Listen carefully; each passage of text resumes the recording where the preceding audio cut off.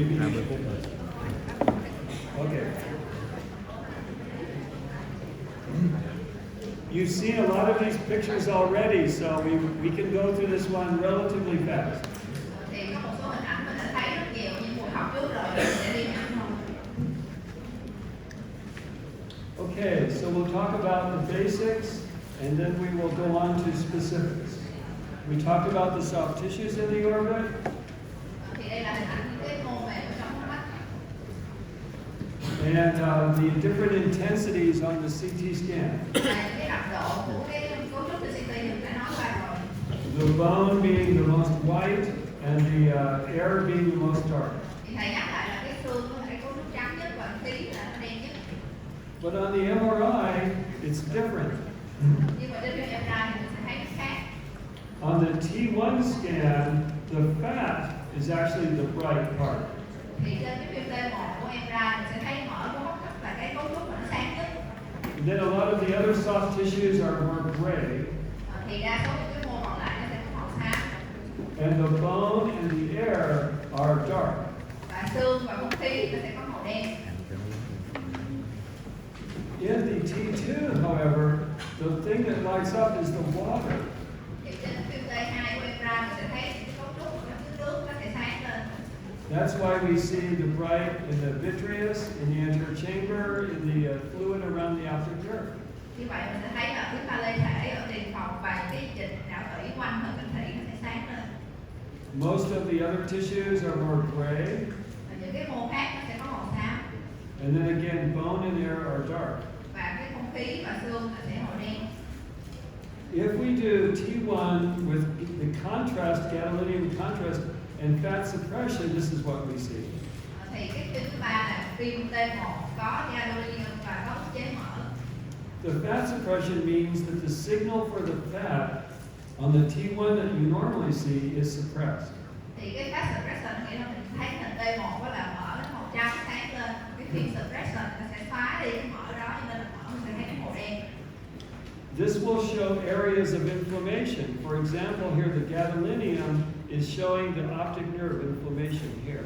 Thì trên cái phim này mình sẽ thấy được dễ dàng hơn cái tổn thương, ví dụ như là tổn thương của thần kinh thị. Again, these tissues will show variable degrees of lighting up and grayness. Và những cái mô thầy chỉ nó sẽ có những cái đặc độ màu sáng khác nhau.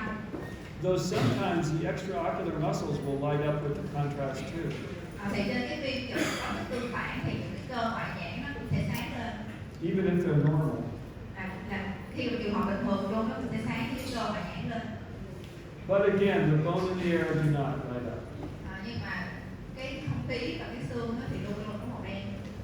This is why you cannot use the MRI in trauma because you cannot see the bone. Thì đây là lý do tại sao trong hợp chấn thương mình không chụp MRI bởi vì mình không đánh giá được cái xương. You should always get the CT scan first in orbital trauma. Khi mà bệnh nhân chấn thương hốc mắt thì mình phải chụp CT. Okay, you know the bones of the skull and of the orbit. Đây là hình của những cái xương của mắt. And the different holes in the orbit, including the optic canal, the superior orbital fissure, and the inferior orbital fissure. Và những cái lỗ, cái khe trong hốc mắt mình phải nhớ như là cái lỗ thị giác, cái khe ổ mắt trên và cái ổ mắt dưới. Also the lacrimal fossa and the nasolacrimal duct. Và ngay đó là cái hố của cái lệ, cái hố của cái túi lệ. Okay, here they are seen on the skull. Thì đây là cũng là cái hình những cái xương của hốc mắt. Here are also the superior orbital and the infraorbital foramen. Đây là cái lỗ trên và lỗ dưới của ổ mắt. Okay, when you do a CT scan of the orbits, you can have both the bone window and the soft tissue window. Thì trên một cái phim CT mình sẽ có hai loại cửa sổ là cửa sổ xương và cửa sổ mô mềm. Those help you see different contrasts for different tissues, and so both are useful. Thì cả hai phim này đều có ích cho mình đánh giá những cấu trúc khác nhau. Here is a very detailed bone window of the CT of the orbits, and you can see many of the openings here, including the optic canal, superior orbital fissure. Thì đây là cái phim của sổ xương của VCT thì mình sẽ thấy được những cái cấu trúc như là cái chỗ OC là cái ống thị giác, còn bên kia là cái khe ổ mắt trên. Here's a coronal view. The other one was this is an axial view here. Here's the coronal view showing again the superior orbital fissure and the optic canal. Thì đây là cái lát cắt đứng ngang thì mình sẽ thấy cái mũi tên nhỏ phía trên đó là cái ống thị giác, còn cái mũi tên lớn phía dưới là cái khe ống mắt trên. This is not a canal here. This is just the clinoid process, and that's probably the bone marrow there. Thì cái chắc chắn là thầy chỉ cái đó không phải là cái lỗ có cái kẽ hở mà chỉ là của cái xương thôi. So, MRI of orbit gives you good detail of soft tissues, but no images of the bone. MRI thì chỉ cho mình những cái hình ảnh của mô mềm và tốt nhưng mà không đánh giá được xương. When I can't see the bone, I'm not as oriented, and that's why I like a CT scan first to have more orientation, and then I can get the MRI for more soft tissue detail if needed. Thì thầy thích chụp phim CT trước bởi vì nó sẽ giúp thầy định hướng tốt hơn. Sau khi mà thầy muốn đánh giá chi tiết hơn cái mô mềm thì thầy sẽ cho chụp MRI. Okay, you saw this picture yesterday of the different tissues in the orbit. Thì hôm qua mình đã thấy cái hình này rồi, cái cấu trúc khác nhau ở trong hốc mắt. The muscles, the lacrimal glands, the superior rectus muscle, inferior rectus muscle, the superior ophthalmic vein here, and the sinuses. Here we can see the sinuses. Here's the frontal sinus here, ethmoid sinuses here, maxillary sinuses here. Thì cái hình trước thầy lướt qua nha, tại vì mình đã xem cái hình đó ở cái bài mắt rồi, thì đây là cái hình của những cái sai. Ba cái hình trên là mình thấy cái sai trán. When we go, oh sorry, here we go. Hình trên là Frontal cái sai sinus. trán. Ở giữa là mình sẽ thấy cái sai sàn, và ở dưới mình sẽ thấy rõ cái sai hàm. Ethmoid sinus and maxillary. And then when you go more posteriorly, you see the maxillary sinus, and now the sphenoid sinus here. Thì ra cái sau mình sẽ thấy cái sai hàm nó rõ hơn, mình thấy cả cái sai bướm ở hình dưới. Sometimes the sphenoid sinus is divided into two, and sometimes it's just one big sinus. Đôi khi thầy sẽ thấy cái sai bướm nó có một cái vách ngang chia làm hai, nhưng mà đa số trường hợp sẽ không thấy cái vách đó. Notice the sphenoid sinus is near the optic canal area, and that's why sphenoid sinusitis can be serious. Thì mình thấy là cái sai bướm nó có cái cấu trúc gần với lại cái ống thị giác, cho nên là nhiều khi cái viên sai bướm có thể ảnh hưởng đến nó thầy. Yeah, there we go. So you see here, here's the optic canal here, there's the sphenoid sinus right there. See how close they are. Cái hình này mình thấy rõ hơn là cái cục mũi tên nhỏ phía trên là ống thị giác, ngay dưới sát bên nó luôn là cái sai bướm.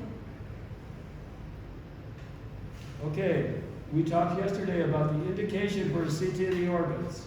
There are many of them, I don't need to read them again, but if you suspect orbital trauma or orbital disease, a CT scan is the first good test. Thì đây là những cái chỉ định chụp CT của hốc mắt, thầy đã nói rồi thì sẽ không nhắc lại nữa, nhưng mà mình nhớ là những cái bệnh lý liên quan đến chấn thương của hốc mắt hay là nghi ngờ của bệnh lý nào đó của hốc mắt thì mình nên chụp CT trước. Here are the reasons to get an MRI of the orbits, to further characterize tumors. Đây là những chỉ định MRI của hốc mắt, ví dụ như là mình muốn đánh giá rõ hơn về cái bản chất của những cái khối u. The tumors can be inside the eye or of the optic nerve or of the orbit. Thì u đó có thể là u nội nhãn hoặc là những cái u của thần kinh thị, u hốc mắt. We can get more information about inflammatory studies and non-metallic foreign bodies. Thì MRI sẽ cung cấp chúng ta những thông tin về cái bệnh lý viêm hoặc là cái dị vật không cảm quan ở trong hốc mắt. If, though, you suspect a metallic foreign body in the orbit, then you do not want to get MRI. Nếu mà mình nghi ngờ dị vật trong hốc mắt là nó có cảm quan, dị vật kim loại này thì mình không có chụp MRI. So here again is a table that you can use to help you know the indications for all of these different studies. CT of the head, orbits, brain, MRI of the brain and orbits, CTA, MRA, MRV.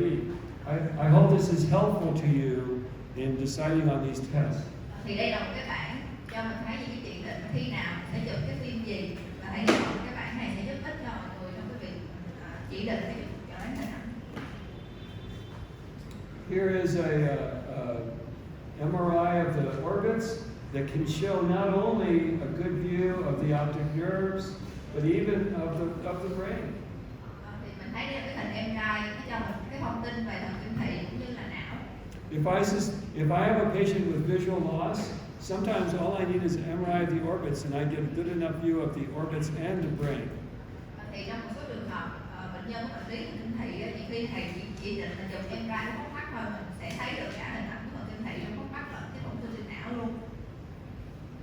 This is another thing that's important. Maybe you've heard about the diffusion weighted imaging. Thì đây là cũng là cái vấn đề quan trọng. Đây là cái phim chụp MRI cộng hưởng từ khuếch tán hay là phim diffusion. Some patients who have a TIA or transient visual loss, if you do just a plain MRI scan, you cannot see a stroke. Trong một số trường hợp bệnh nhân chỉ bị giảm thị lực thoáng qua thôi, nếu mình chụp hình MRI thông thường mình sẽ không thấy cái tổn thương gì nhồi máu trên não hết. But when you do the diffusion weighted imaging, you can see early evidence for ischemia and a stroke in these patients. Thì khi mình chụp cái hình diffusion này á, mình sẽ phát hiện được cái nhồi máu não sớm hơn. Most MRIs that are done now include this, but sometimes they don't. So I just want you to be aware of it. Thì đa số mình chỉ định chụp MRI sẽ chụp luôn cái này, nhưng mà một số trường hợp sẽ không có chụp nên mình phải lưu ý cái này. Okay, let's talk about trauma. You need to look for orbital fractures. You need not only axial views, but you need the coronal views to really see either the medial or orbital floor fractures. Thì đối với trường hợp chấn thương mình nghi ngờ là có gãy thành xương của hốc mắt thì mình phải chụp cái lát cắt ngang tại ASEAN cũng như là cái lát cắt coronal là đứng ngang thì mình mới thấy được hết tất cả những xương của thành hốc mắt. Here's just another example. Đây là cái ví dụ khác của gãy xương hốc mắt.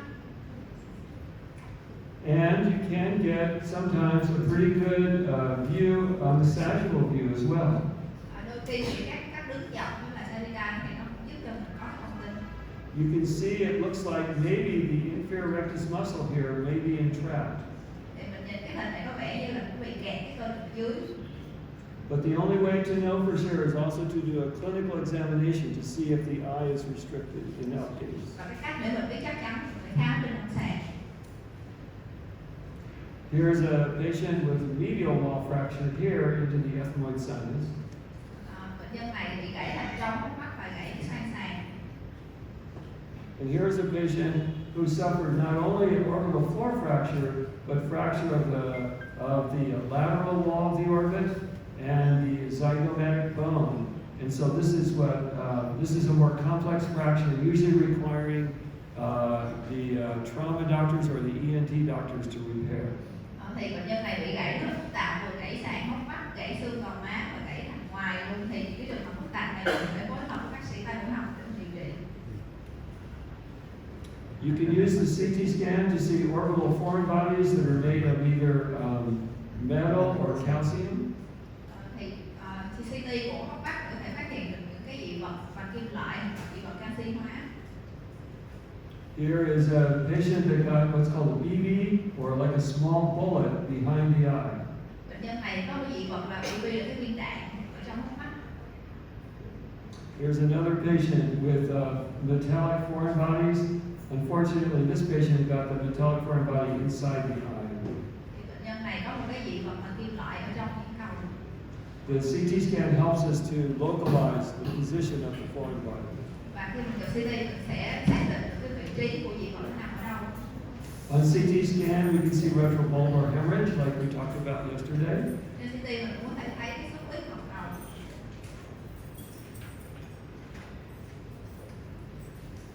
Okay, you can also sometimes see air in the orbit. Một số trường hợp mình sẽ thấy khí ở trong cái mắt. We call this orbital emphysema. Thì mình gọi là cái dạng khí hốc mắt hay là orbital emphysema. You can see the air around the eye here. Thì mình thấy cái chỗ đen đen trong hốc mắt đó là khí. There are some things that can cause this. The most common thing, if someone has an orbital floor or medial wall fracture and they blow their nose, they can blow air into their eye orbit. Thường đó, một cái bệnh cảnh mình thường hay gặp đó là bệnh nhân bị chấn thương bị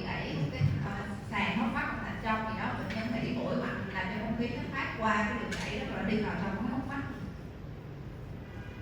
Again, here's a patient with an enlarged superior ophthalmic vein. They have proptosis and conjunctival and episcleral injection. This is all characteristic of a CCF.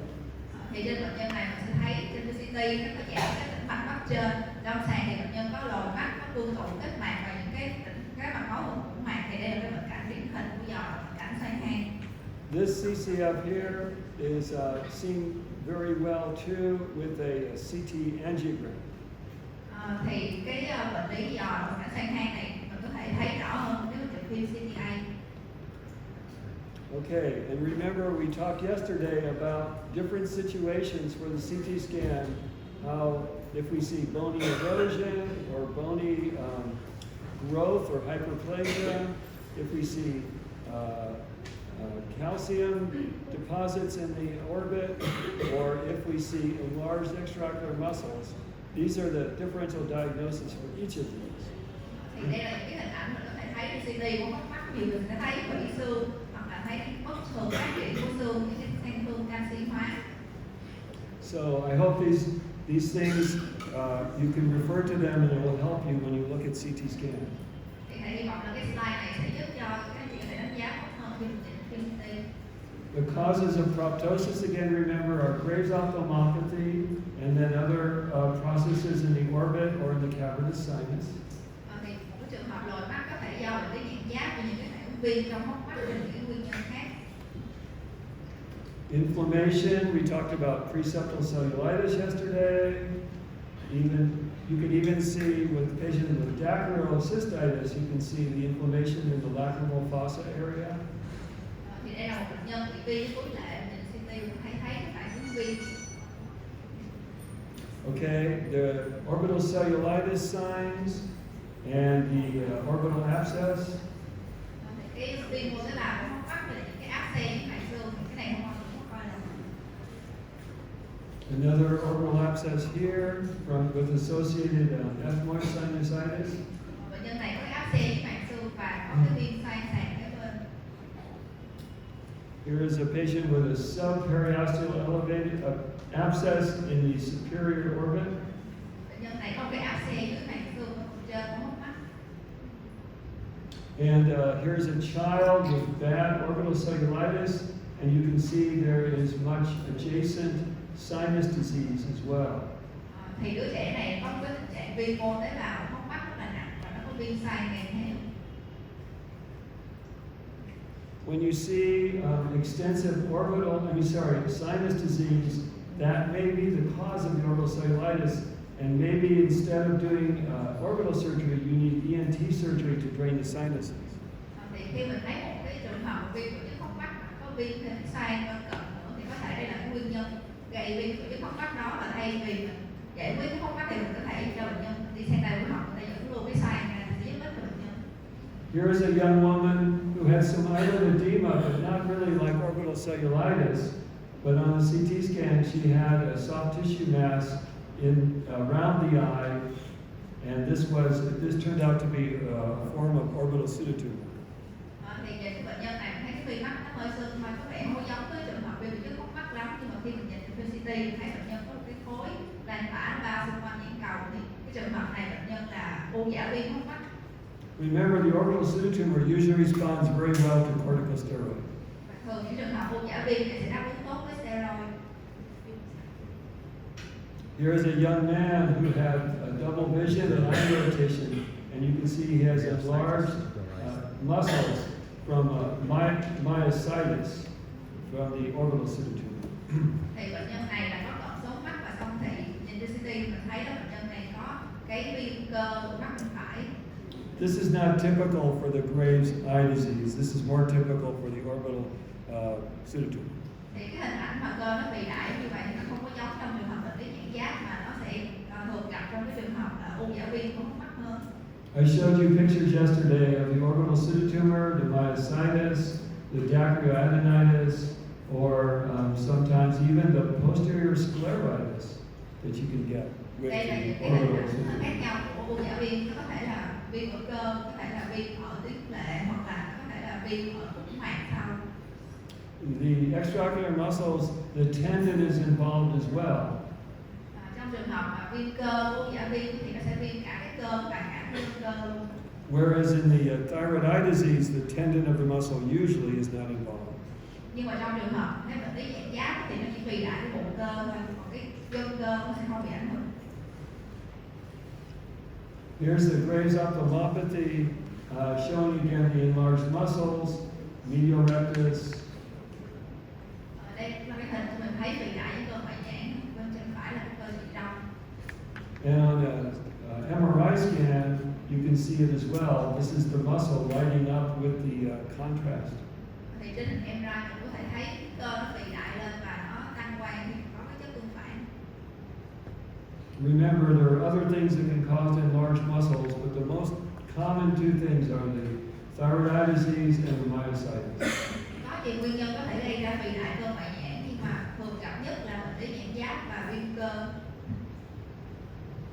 Okay, here's a little boy who had a red eye and chemosis and was found to have some inflammation in the lacrimal gland area.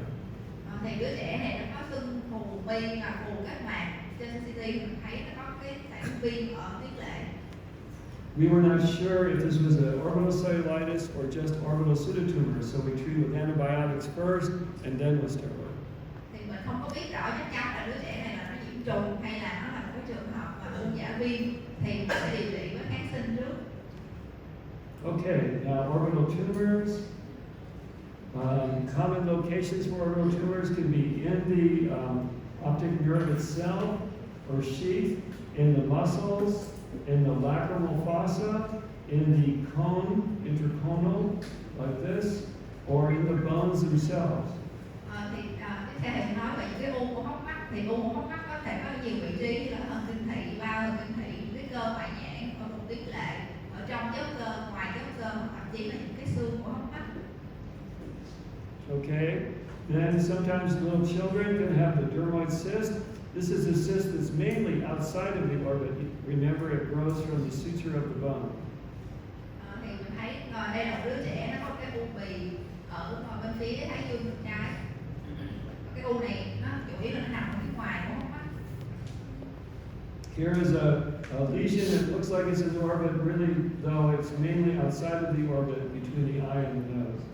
Thì mình nhìn lâm sàng tưởng là cái u này ở trong hốc mắt, nhưng mình CT là mình thấy nó nằm ở ngoài hốc mắt. Here is a patient with what's called dermatolipoma. It is a fatty tumor on the sclera. Thì đây mình thấy có cái bệnh nhân gọi là bị cái It, u mỡ bì. it does extend posteriorly some, so it may be classified as an orbital tumor, but it's mainly anterior. Thì mình nhìn thấy là cái khối u này, vị trí của nó thì nằm ở ngoài hốc mắt nhiều hơn. Here is an intraconal tumor, cavernous hemangioma. Đây là một cái khối u ở trong giấc cơ, đây là một trường hợp u máu dạng hang. One of the patients that we saw on Monday, they had a CT scan, and I'm pretty convinced this is a cavernous hemangioma in that patient. Thì hôm thứ hai mình có hội chẩn một bệnh nhân nó có đi chụp CT lại, thì xem cái hình đó thầy thấy chắc chắn là bệnh nhân đó bị cái u máu dạng hang này. They can occur in other places outside of the cone. Here's a cavernous hemangioma that's more interior. Cái u máu này nó cũng có thể xuất hiện ở ngoài giấc cơ. There's another kind of tumor called solitary fibrous tumor. It's a dense fibrous tumor, but it's benign. Đây là một cái dạng u khác là u sợi, thì cái u này nhìn rất là đặc, nhưng mà thật sự là cái u lành tính thôi. But even benign tumors in the orbit can be a problem, just like benign brain tumors can be a problem if they occupy enough space.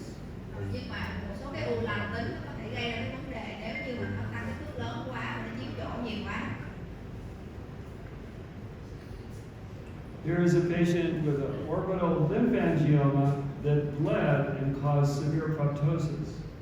Đây là một trường hợp bệnh nhân có u bạch huyết, cái u này nó có xuất huyết cho nên là bệnh nhân lồi mắt nhiều. If there is proptosis and chemosis like this, it can even cause corneal exposure problem and perforation. Bệnh nhân này thì do lồi mắt và có phù kết mạc nhiều, nó làm cho cái bệnh nhân bị hở mi và lết giác mạc và cũng giác mạc luôn. Remember this woman with ptosis, she actually had an orbital mass or tumor that was causing her ptosis. Thì bệnh nhân này là bệnh nhân sụp mi và bệnh nhân này có một cái khối u ở trong hốc mắt. An enlarged extraocular muscle can sometimes be from a tumor, but that's rare. Nếu mình thấy cái cơ họ nhẹ nó phì đại thì có thể là do nguyên nhân do u nữa, nhưng mà thường thì nó hiếm gặp Remember hơn. the man with the ptosis that had actually a tumor underneath the eyelid that was causing it. Thì cái hình này mình đã xem rồi, bệnh nhân có cái sụp mi bên trái, khi mình kéo cái mi lên thì có cái khối u dưới kết mạc. This was an orbital lymphoma. Thì cái u này là cái lymphoma của hốc mắt. Here's a patient with lymphoma involving what structure here? What location is this? Thì đây là một bệnh nhân có lymphoma ở hốc mắt, thì thầy hỏi nó nằm ở vị trí nào? Cái này là cấu trúc gì? Lacrimal gland. Thì đây là cái lymphoma của tĩnh lệ. Okay. Here's another patient with a very large orbital lymphoma extending all the way back into the orbit and up to the front of the eye. So thankfully we could do a biopsy. Thì bệnh nhân này là bệnh nhân có cái lymphoma của hốc mắt, thì cái lymphoma này nó lan rộng lan phía trước luôn, nên mình có thể sinh thiết coi được phía trước được. But here's another tumor that's invading the bone here, and this was a lacrimal gland carcinoma. Đây là một cái khối u mà nó có ăn vào trong xương, thì đây là cái carcinoma của tĩnh lệ. But the benign mixed tumor of the orbit usually does not invade the bone. It just gets bigger and slowly expands. Những cái khối u lành tính thì nó sẽ không có ảnh hưởng đến xương và nó chỉ tiến triển chậm thôi. Here again is an example of a bony destruction from the lacrimal gland tumor, carcinoma. Đây cũng là một trường hợp carcinoma của tĩnh lệ và nó ăn vào xương. But you see on this MRI scan, you cannot see the bony destruction. So that is something that the CT scan helps you with. Nhưng mình thấy là nếu mình dùng MRI thì không có đánh giá được cái tổn thương của xương.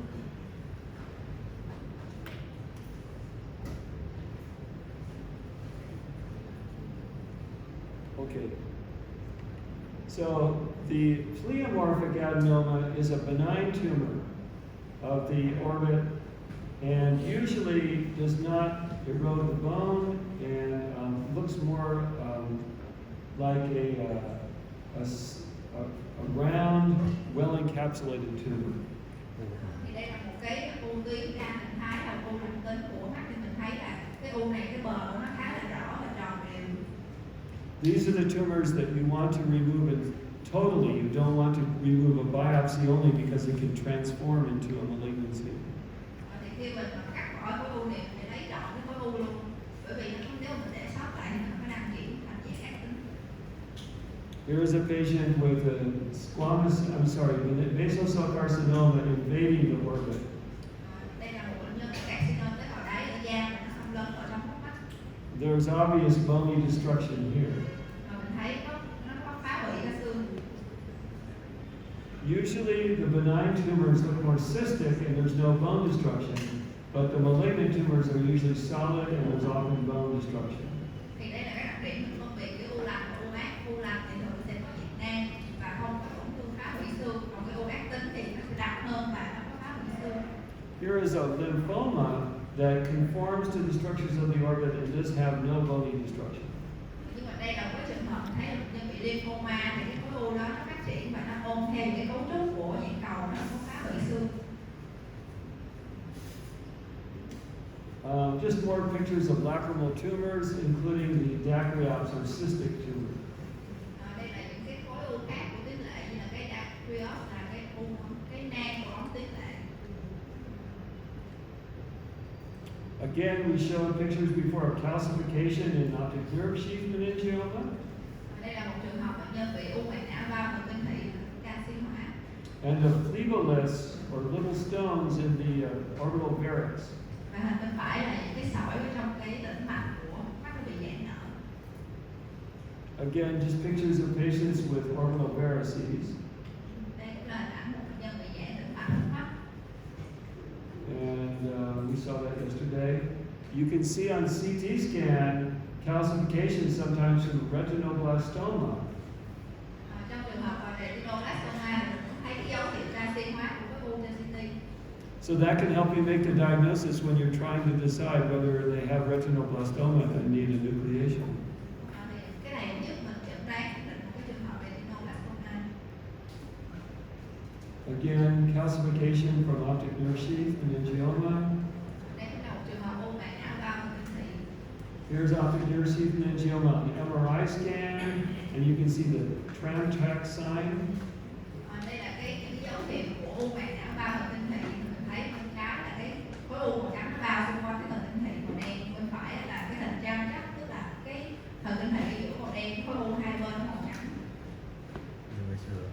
Okay, so orbital bone destruction you can see with malignancy, but you can also see other processes that can change the bone.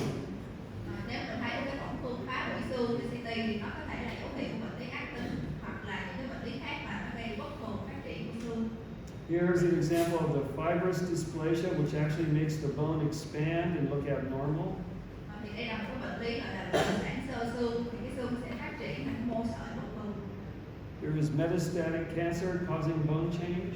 Đây là một trường hợp bệnh lý ác tính mà gây phá hủy xương. Then we can look at the sinuses and the nasolacrimal duct.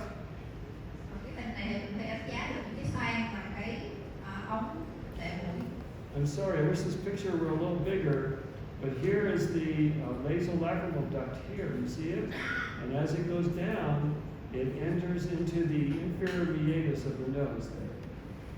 Thì cái hình này hơi khó thấy, mình sẽ thấy một cái hình tròn tròn thì ở bên chỗ hai chỉ này là cái ống đệm mũi. Here's a little better picture. Again, you can see we start in the lacrimal fossa here, and then we go down the nasolacrimal duct into the inferior meatus of the nose. Thì mình sẽ thấy là cái đường đi của ống đệm mũi là cái hình dưới lên hình trên. On a coronal view, you can see here dacryocystitis and enlargement of the lacrimal fossa there. Đây là một hình bệnh nhân bị viêm túi lệ. And there it is there. And sometimes in children who have a dacryocysticeal, you can see a cyst there that can also be seen down in the nose as well. Đôi khi ở trẻ em mình sẽ thấy cái bệnh lý là dacryocysticeal là một cái nang đó có thể thoát vị vào trong cái mũi của bệnh nhân luôn. And then of course, these are just views of patients with sinus disease here. And sometimes chronic sinus disease can cause what's called a mucocele. Trong một số trường hợp viêm xoang mãn tính có thể tiến triển thành cái u nhạt. And there will be an expanding cyst in the sinus that will eventually erode the bone into the orbit. Thì cái u này có thể nó sẽ tiến triển, nó tăng kích thước lên, chỉ là nó sẽ ăn trong xương luôn. This is not cancer, this is just a sinus issue. Cái này cái bệnh lý của xoang, cái u nó tiến triển ra sẽ làm hỏng cái xương, nhưng mà nó không phải là cái bệnh lý ác tính.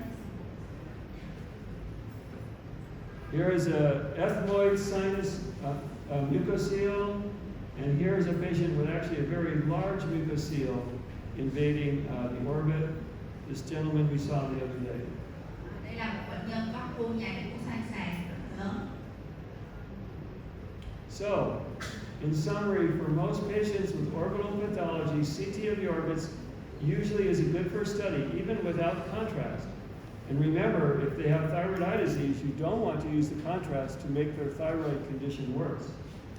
Thì thầy tóm lại là trong các trường hợp bệnh lý của hốc mắt thì chụp CT sẽ giúp cho mình chẩn đoán rất là nhiều, ngay cả khi mình chụp không có chất cản quang. Còn một cái lưu ý là nếu bệnh nhân bị bệnh lý nhãn giáp thì mình sẽ chụp CT không có chất cản quang. I reserve the MRI for more secondary studies if I want to further characterize the pathology. Mình sẽ chụp MRI trong những trường hợp mình muốn đánh giá chính xác hơn cái tính chất của cái sang thương. Or if the patient has possible optic neuritis, that way I can see the optic nerves and the visual pathways in the brain. Hoặc là khi mà mình nghi ngờ bệnh nhân có bệnh lý viêm thần kinh thị thì mình muốn đánh giá thần kinh thị và cái đường đi của đường thị giác Thank you very much. It's been a pleasure speaking to you. Xin cảm ơn tất cả mọi người đã lắng nghe và Bây giờ bác sĩ Thanh Nam sẽ trao giấy chứng nhận cho thầy, sau đó tất cả mọi người lên chụp hình chung với thầy.